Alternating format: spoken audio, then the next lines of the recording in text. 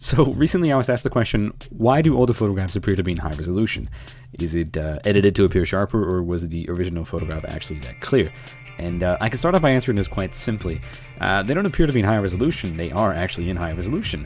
These kind of photographs were usually taken on a large glass plate, although there were paper exposures like the calotype and the cabinet card, but these were always lower quality, didn't really preserve as well, and they weren't as popular as the other methods, and you could always see the little paper fibers making them a little bit lower grade than everyone else, and it wasn't really something that people enjoyed. Since there were so many different methods of photography, the sizes also differ greatly between each method.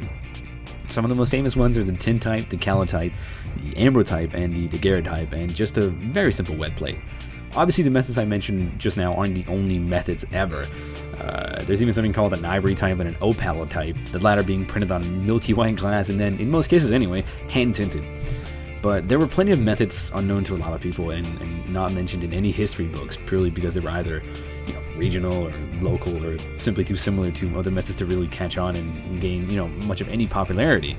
The smallest plate available, actually, for the public was what is popularly called a CDV, or carte de visite, coming in at about 2 by 3 inches. Now, a carte de visite is basically French for a visitor's card, or visiting card.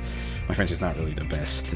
Anyway, the largest photographs in the tintype department, for example, were those called imperials, which were customarily around 10 by 7 or 8 inches large, which is quite a size considering the technology behind it. Now, as for wet plates, which is where you really see such ridiculous resolution and quality, there's something else entirely. They were very large indeed, and the largest collodion wet plate coming at about 20 by 24 inches, which is a really, really big plate when you consider that it's actually a glass plate.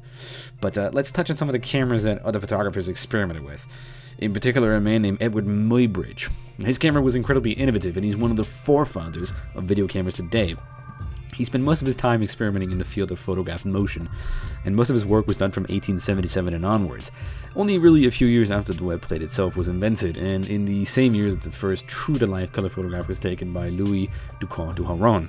Again, my French is horrible. Anyway, the first true-to-life color photograph was taken much in the same fashion as the one taken 16 years earlier on an idea perceived by James Clerk Maxwell. However, the results produced from this test in 1861 didn't produce the same kind of results as the plate produced in 1877 by Harron, even though the technique was largely the same, namely splicing 3 individual plates together with red, green, and blue colors. Now, this is obviously the simplified version of it, but let's move on. Mythe is actually one of the earliest experimenters in color photography, dating to the late 19th century, and his photographs are of unknown people. It's nobody famous, they're just out in nature scenes. And his photographs are some of my favorites because they're so personal, but in terms of sheer quality, nobody comes close to matching Gorsky. But he was also photographing most of his work some years later than Mythe, and a little bit later than the Lumiere brothers. Mythe was active already in 1889 and 99, and particularly in 1902, and the Lumiere brothers patented their process in 1907, while Gorsky himself started his tour of Russia, where his most famous photographs come from, in 1909 at the earliest, with some photographs coming from his second tour in 1915. Both of these tours were supported and funded by Tsar Nicholas II. Now, what's funny about the entire history of photography is that most every single pioneer in this field was French. The very first photograph we have is called View from the Window at Le Gras, which is photographed by Nipshkor Nietzsche. That's probably horribly butchered, I'm sorry. He's the same man credited with the invention of photography, and this photograph was taken in 1826, and is currently on display in Texas. Now, after this, we have the daguerreotype invented by Louis Daguerre.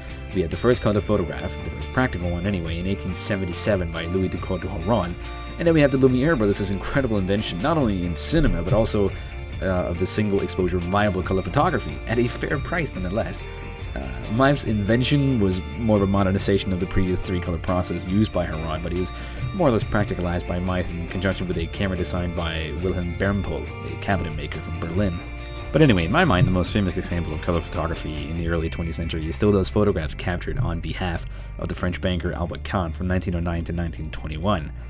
There's a 6 or 8 hour documentary featuring his images, which is well worth the watch, called The Wonderful World of Albert Kahn.